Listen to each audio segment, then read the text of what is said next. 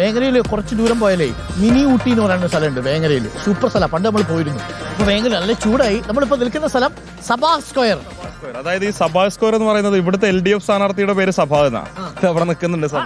സഭാ സ്ക്വയറിലെ നമ്മുടെ സഭാ കുണ്ടുപുഴയ്ക്കൽ LDFന്റെ സ്ഥാനാർത്ഥിയാ.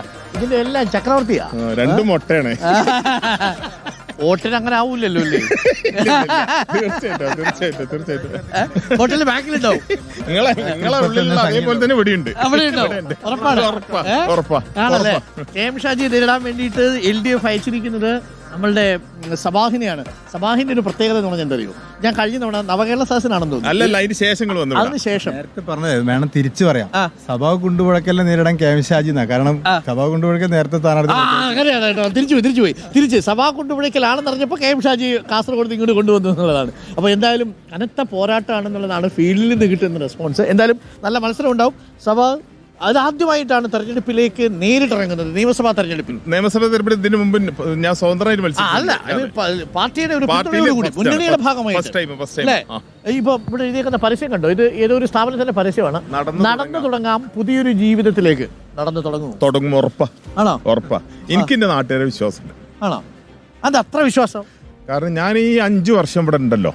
കാരണം അത് ഈ നാട്ടുകാരെന്റെ നെഞ്ചിലുണ്ട്. പക്ഷെ വേങ്ങര PK കുഞ്ഞാലിക്കുട്ടി, മുസ്ലിം ലീഗ് പാർട്ടി ശക്തമാണ്. ഒക്കെ ആയിക്കോട്ടെ, ഈ നാട്ടുകാരെ എനിക്കറിയാം. കാരണം ഇവിടുത്തെ കുട്ടികള്, ഇവിടുത്തെ സ്ത്രീകള്, ഇവിടുത്തെ യൂത്ത്, അവരെ ജീവിതം നന്നാക്കുക എന്നുള്ളതാണ് എന്റെ ലക്ഷ്യം. വേറെ ജീവിതത്തിൽ എനിക്ക് വേറെ ലക്ഷ്യങ്ങളൊന്നുമില്ല. ഏറ്റവും കാരണം അവരെ ഐശ്വര്യം, കാരണം അവർക്ക് ഒരുപാട് ആവശ്യങ്ങൾ നമ്മുടെ നാട്ടിലുണ്ട്. അതൊക്കെ ഇവിടെ മുടങ്ങി നിൽക്കുകയാണ്. ആ മുടങ്ങി നിൽക്കുന്നത് മുഴുവനാക്കുക എന്നുള്ള ആ ഒരു ലക്ഷ്യമാണ് എൻ്റെ മുന്നിൽ. അതുകൊണ്ട് മാത്രമാണ് ഞാൻ 5 വർഷം ഒരു ദിവസം പോലും മുടങ്ങാതെ ഈ വേങ്ങരയിൽ ഞാൻ നിറഞ്ഞു നിന്നിട്ടുണ്ട്. അതിന്റെ പ്രതിഫലം എന്തായാലും ഈ നാട്ടുകാർക്ക് ഇന്ന വേണമെങ്കിൽ. ഈ വേങ്ങര മണ്ഡലത്തിലെ മിക്ക വോട്ടർമാരുടെ വീടുകളിൽ നേരിട്ട് പോയിട്ടുണ്ടെന്ന് പറയുന്നത് കേട്ടു, ശരിയാണോ? 90% പോയിട്ടുണ്ട്. കാരണം ഇത് എനിക്ക് ഇന്ന് പോകണ്ടല്ല. ഈ ഇലക്ഷൻ വരുമ്പോൾ സാധാരണ എന്താ ഒറ്റ ഓട്ടാ, ആ വീട് പോകണ്ട, ഈ വീട് പോകണ്ട. എനിക്ക് ഒരു വീട്ടിൽ അങ്ങനെ പോകേണ്ട ഒരു ആവശ്യമില്ല. പക്ഷെ ഞാൻ പോകുന്ന വീട്ടിൽ എല്ലാവരും ഇവർക്കൊക്കെ വഴി കാട്ടാൻ ഒരുപാട് ആൾ വേണം. എനിക്ക് വഴി കാട്ടാൻ ആൾ വേണ്ട. ഓരോ സ്ഥലത്ത് ഞങ്ങൾക്ക് പ്രവർത്തകരുണ്ട്, ആളുകളുണ്ട്. അതിലുപരിയായി ഓരോ വീട്ടുകാരും എനിക്ക് അറിയും ചെയ്യും. കാരണം ഞാൻ ഇവരെ സുഖത്തിലും ദുഃഖത്തിലും സന്തോഷത്തിലും ഞാൻ ഉണ്ട്.